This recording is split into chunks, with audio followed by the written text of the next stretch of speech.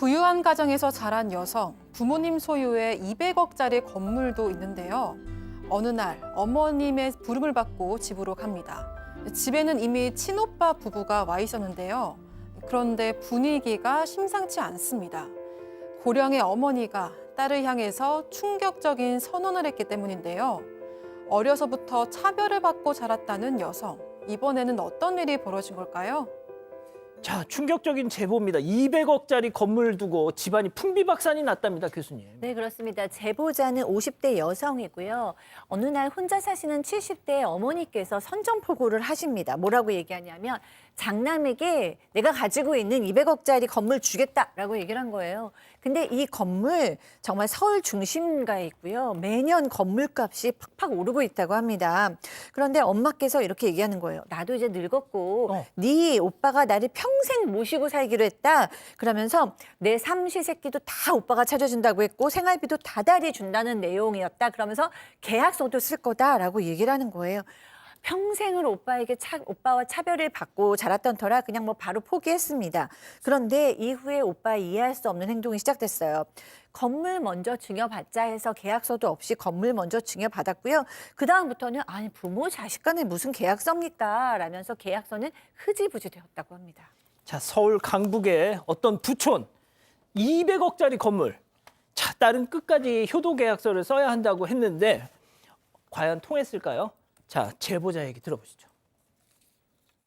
분명히 효도값서 받아야 돼 이랬는데도 걔는 그럴 애가 절대 아니야. 너무 착한 애라서 그런 거 받을 필요가 없다. 이러면서 내 말을 죽어라고 안 들으시더라고 엄마가. 그래서 뭐 엄마 알아서 해. 그리고 나도 내 생각에 아유 저 착하니까 당연히 뭐 돌아가실 때까지 돌반은 드리겠지 했더니 큰 게 아니고 바보였던 거예요.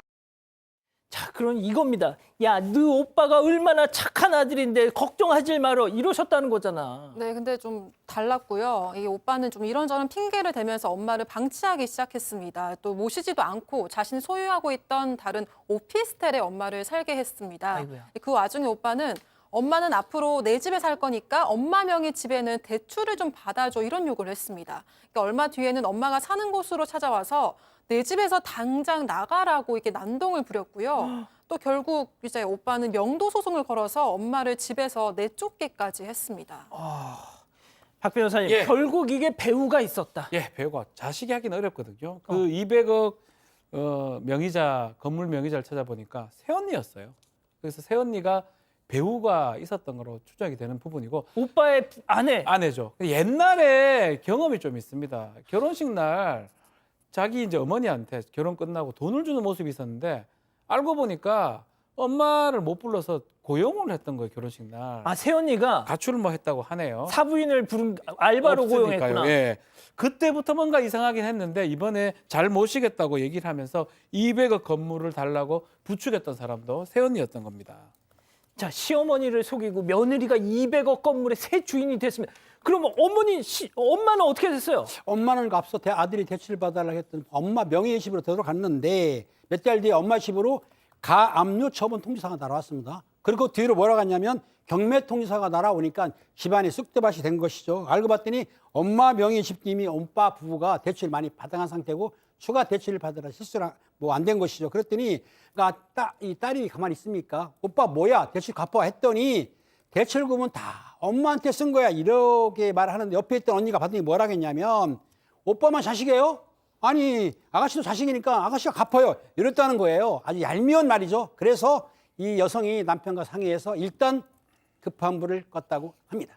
자, 엄마 명의 집인데 대출을 잔뜩 받아놨으니까 이거 마음대로 하지도 못하잖아요. 네, 엄마는 건물을 넘겨주고 나서 노후 자금이 없었던 상황이었고요. 그래서 딸이 엄마 집으로 주택연금이라도 받게 해서 좀 노후 생활비를 마련해 주려고 했습니다. 근데 이마저도 막혔는데 은행 측에서는 대출 내역서를 요구를 했는데 이건 오빠만 줄 수 있었다고 합니다. 하지만 오빠가 절대로 넘겨주지 않고 있었던 거죠. 세상에. 그래서 이 여성이 오빠를 설득을 했는데 나중에 새언니가 이 시어머니에게 전화를 했다니까 엄마한테 전화를 한 거죠.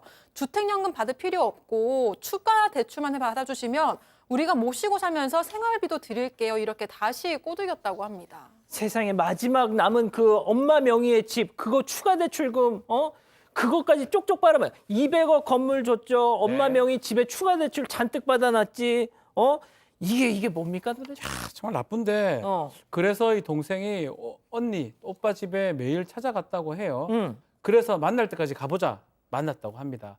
새언니하고 대화를 좀 해보니까 예.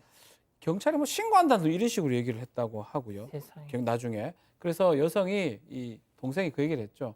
그래도 뭐 과거의 그 상처 그건 미안한데 어쨌든 어머니 그 주택연금 정도 받으려고 서류만 좀 달라라고 부탁을 했는데 새언니가 또 충격적인 얘기를 했대요. 어떤 얘기요? 죽기 전에 자식한테 줄 거 다 주고 가야 되는 거 아니냐? 그리고 오빠도 야 딸인데 너 임마 신경 쓰지 마 이렇게 거들었다고 합니다. 자, 그럼 여기서 별별 상담소 오늘의 궁금증 짚어보죠. 200억 건물 증여받고 배신한 오빠 부부 노모를 책임지게 할 방법이 없느냐 이러는데 일단 법적인 거는 박 변호사님께 여쭤보겠고 은배 팀장님 이거 어떻게 하시겠습니까 이거? 정말 난감합니다. 이거를 진짜 뭐 힘을 할 수도 없는 거고 힘으로 하셔야 참교육 하셔야죠. 참교육 시켜도 돈 안 줄 것 같아요. 그래서 박지원 변호사님이 계시겠지만 증여분에 대해서도 상속을 받을 수 있는 권리가 있기 때문에 어느 정도 아마 박 변호사님 선임하게 되시면 200억 반은 찾을 것 같아요. 자 교수님. 네. 저는 이 지금 기회 있을 때 이 아들 정말 좀 정신 차려야 돼요. 왜냐하면 이 사기꾼 같은 부인한테 결국에는 다 뺏긴 다음에 이 버림도 받을 것 같거든요. 이 아들 정말 이 방송 보시면 좀 정신 기회 있을 때 차리시고 나중에 땅 치고 후회하셔도 소용 없습니다. 자 박 변호사님 좀 말씀을 좀 해주셔야 될 것 이게 같아요. 이제 뭐 사기라고 하기도 어렵고 형사적으로 음. 민사적으로 혹시나 어머니의 어떤 의사 능력 같은 것들을 조금 고려를 해서 의사 능력이 좀 부족한 상황인데 200억 엄청 큰 돈을 지금 큰 건물을 증여를 한 거고 아들을 줘야 되는데 또 며느리를 줘버린 결과거든요. 과연 제대로 지금 작동했는지 이런 걸 따져보고 혹시나 어머니의 건강 상태 같은 게 많이 좋지 않다면 무효 내지 뭐 취소의 가능성도 있습니다. 그건 좀 따져봐야 될 부분 같고요. 또 저는 이런 생각이 들거든요. 이 효도 계약서만 썼으면 그나마 그 문제가 없는데 계약서 없던 게 아쉬운데 혹시나 구두로 뭐 했다든지 어떤 증거가 있다든지 어떤 증인 같은 게 있다면 그것도 효도 어떤 조건부 증여 같은 게 가능하기 때문에 그런 것도 좀 확인해서 혹시나 가능하다면 어머니를 좀 도와주셔야 될 것 같습니다. 박 교수님, 그 약간 저는 그런 느낌이 들었어요. 뭐가 됐든 이 새언니한테 이 오빠가 완전히 가스라이팅을 당한 게 아닌가. 그러니까 이제 근데 이 정도로 결혼식까지 다른 사람을 엄마인 척하고 결혼을 한 거니까 정상적인 결혼이 아니잖아요. 저는 뭐 이런 말까지는 하고 싶진 않지만 이 새언니는 사실 꽃뱀 같은 새언니라고 봐야 되지 않겠어요? 왜냐하면 결혼식도 거짓말로 하고 이렇게 어머니 재산을 막 뺏는 그렇기 때문에 이 오빠가 가스라이팅 당하는 걸 어떻게든지 멈추고 동생도 도와서 멈추고 그다음에 이 재산을 어떻게든지 조금이라도 어머니를 위해서 가지고 올 생각을 협력해서 좀 했으면 좋겠습니다. 자, 우리 가족 여러분들도 지금 엄청 격앙돼 있으십니다. 네, 오스틴님 고의에 의한 사기 가스라이팅 같아요라고 하셨고요. 이사나님 결론은 친오빠나 새언니도 다 똑같습니다라고 하셨습니다. 하지만 마리스텔라님 어머님 자업자득이십니다 이런 의견도 있었습니다. 그렇군요.